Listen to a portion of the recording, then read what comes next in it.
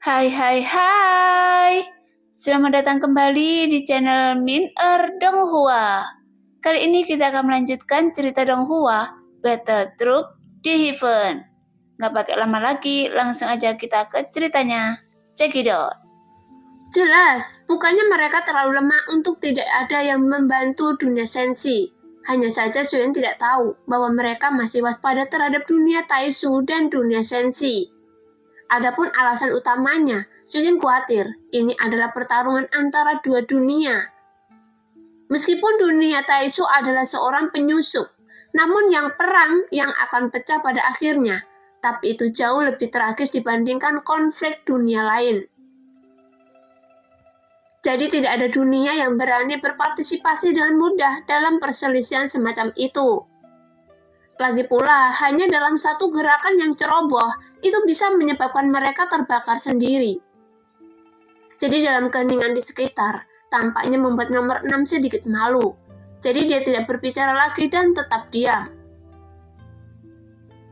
Bayangan hitam yang dikatakan nomor 2, saya pernah melihatnya sekali di dunia Taisu. Tapi saya tidak tahu apakah itu sama. Setelah nomor 6 menyelesaikan pidatonya, suara nomor 7 keluar perlahan. Begitu pernyataan ini keluar, hal ini membuat pupil Shuyan sedikit mengecil. Taisu saat ini sedang menjalani perbaikan besar-besaran. Bisa dikatakan ribuan pasukan siap berangkat. Sebelumnya, saya cukup beruntung bisa menyaksikannya. Dan saya juga kebetulan melihat bayangan hitam mirip dengan yang dikatakan nomor 2. Dengan wajah yang berputar-putar dan mengenakan jubah hitam. Tapi sepertinya itu ada dalam ilusi dan tidak pernah terlihat nyata. Sepertinya mereka muncul di semua dunia yang mengalami perselisihan.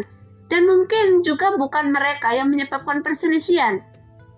Namun mereka pasti berkontribusi dalam hal ini. Mereka berusaha memicu perselisihan menjadi semakin intens. Setelah mendengar pernyataan nomor 2, tampaknya nomor 7 sangat prihatin dengan bayangan ini. Mungkin inilah yang paling tidak ingin dilihat oleh orang paling berkuasa di dunia. Karena adanya bayangan tersebut, hal ini sama saja dengan menempatkan seluruh dunia dalam kesulitan. Tapi pasti ada alasan lain kenapa nomor 2 begitu membencinya. Jika tidak, dia tidak akan mengejarnya sampai seperti itu. Berbicara tentang bayangan gelap ini, Anda harus ingat baik-baik. Saat saya melakukan perjalanan melalui dunia ini, saya tidak menyadarinya sebelumnya.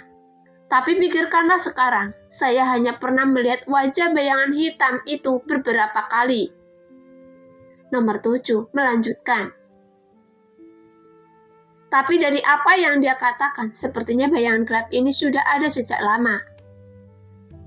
Apa itu mungkin? Mereka selalu ada atau untuk mengatakan, mereka tidak ada untuk memicu perselisihan, tapi sedang menimbang dunia. Apanya menimbang dunia? Mereka tidak peduli dengan ribuan makhluk hidup. Dimanapun perang terjadi, mereka ada di sana. Jadi dari mana teori keseimbangannya? Nomor 2 berkata dengan dingin. Meskipun siapapun tidak bisa merasakan nadanya, tapi mereka bisa merasakannya dari kata-kata yang dia ucapkan. Bahwa Jiu Yang Tianxun tidak setuju dengan analisis nomor 7. Kontrol makhluk hidup, seimbangkan sumber daya, mungkin itu hanya pendekatan yang berbeda, dan mereka hanya perlu mencapai tujuan mereka. Jawab nomor 7. Jelas dia adalah orang yang masih memegang pendapatnya sendiri di antara masing-masing yang hadir. Mereka tampil tanpa ada paksaan, dan dunia tidak akan binasa setelah mereka muncul. Meskipun ada beberapa orang yang binasa, tapi ada beberapa orang yang menjadi makmur. Dalam hal ini, sejauh yang saya tahu, bayangan ini hanya saya yang bisa melihatnya. Tentu saja, premisnya adalah dia tidak ingin orang lain melihatnya. Bagaimanapun, nomor 7 adalah seorang pembisnis yang berkeliling dunia. Meski Shuyan tidak tahu seberapa kuatnya dia, tapi jika dilihat dari ucapannya saat ini, apa yang dikatakan dari awal adalah bahwa dia ingin memecahkan nomor 6. Dan sepertinya itu hanya disengaja. karena bagi seorang yang bisa berbisnis di segala bidang, tidak ada yang berani meremehkan kecerdasannya. Jadi, Xiaoyan merasa bahwa nomor 7 adalah orang yang terbaik, jadi Xiaoyan ingin lebih banyak kontak dengannya. Tapi bukan hanya karena dia bisa berbisnis dengannya, tapi yang paling penting adalah dia berkeliling ke seluruh dunia, sehingga informasi yang dia miliki berada di luar imajinasi Xiaoyan. Karena nomor 7 bisa mengatakan sesuatu seperti ini, maka dia seharusnya memiliki pemahaman yang bukan hanya sekedar omong kosong. Hanya saya juga bisa melihatnya, dan saya tidak menyadarinya sebelumnya. Namun apa yang dikatakan nomor 7 bukannya tidak masuk akal. Mungkin karena terlalu banyak perselisihan saat ini, sehingga membuat saya sedikit pusing. Setelah hening beberapa saat, nomor 2 juga tidak keras kepala. Seolah-olah setelah dia memikirkannya dengan hati-hati, dia masih memiliki sesuatu untuk disetujui. Tapi sekali lagi, saya selalu merasa berbeda dengan wajah bayangan hitam yang pernah saya lihat sebelumnya. Saat melihat wajah bayangan hitam ini di dunia Taishu, saya benar-benar menyadari bahwa dia sedang menatap saya, dan ini belum pernah terjadi sebelumnya. Tiba-tiba pembicara nomor 7 berubah lagi. Maksud Anda dalam keberadaan ini bercampur dengan beberapa hal yang seharusnya tidak ada? Tanya nomor 2 dengan serius. Dalam hal ini sebenarnya saya masih ragu. Sekarang kita bahkan tidak tahu siapa mereka. Jadi tidak ada cara untuk mendapatkan kesimpulan. Nomor 7 tidak memberikan jawaban pasti. Kalau begitu, saya akan terus menyelidikinya. Saya ingin melihat kekuatan macam apa yang menimbulkan badai seperti itu. Saat ini, Xiaoyan tidak berbicara dan hanya mendengarkan baik-baik percakapan di antara mereka. Namun setelah Xiaoyan memikirkan hati biru Ningyo dan Tianxun, sepertinya istana surgawi mungkin memiliki hubungannya dengan kekuatan ini.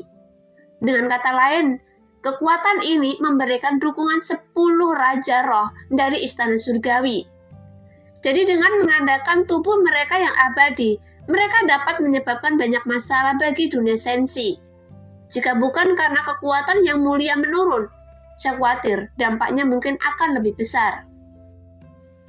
Bayangan hitam? Mengapa saya merasa itu seperti Zanmisi?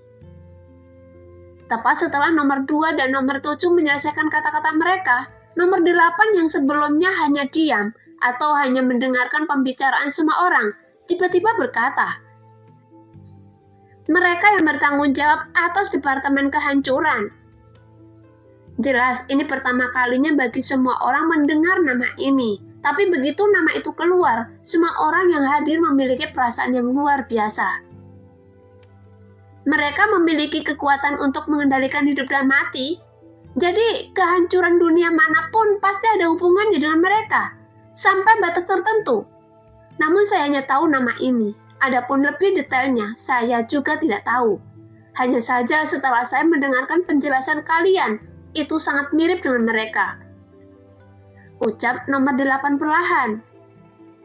Namun, meskipun nomor 8 bisa memberikan nama kelompok ini, namun pemahamannya hanya sebagian dan tidak dapat memberikan informasi yang lebih tepat. Senang rasanya mengetahui nama kelompok ini, jadi kita bisa mulai dari keberadaan nama ini untuk menyelidikinya. Kata nomor 2 dengan penuh semangat, karena menurutnya ini bisa dianggap sebagai keuntungan lebih baik daripada tidak mengetahui apa-apa. Hanya saja semua orang terdiam saat mendengarnya. Setelah nomor 8 selesai berbicara, sekarang giliran Xiaoyan untuk berbicara. Namun Xiaoyan masih sangat tertekan di setiap pertemuan. Lagi pula, dengan kekuatannya saat ini, dia tidak bisa mencapai level yang bisa dilihat oleh orang-orang kuat di sini. Bahkan di dunia kuno Dewa Iblis Abadi, dia hampir tidak memiliki informasi dari dunia sensi. Jadi Xiaoyan tidak dapat mengetahui informasi apapun. Oleh karena itu, dia tidak berkata apa-apa. Apalagi sekarang, dia tidak mewakili dunia sensi, tapi mewakili dunia Taishu. Jika Xiaoyan mengambil identitas dunia Taishu, bukannya Xiaoyan tidak bisa membuat omong kosong. Iya, Bayangan hitam yang berwajah aneh seperti yang dikatakan nomor 7 memang muncul di dunia Taisu, dan itu juga memberi bantuan pada Taisu. Adapun apakah itu semacam departemen kehancuran Zhang? Tidak ada cara untuk mengetahuinya.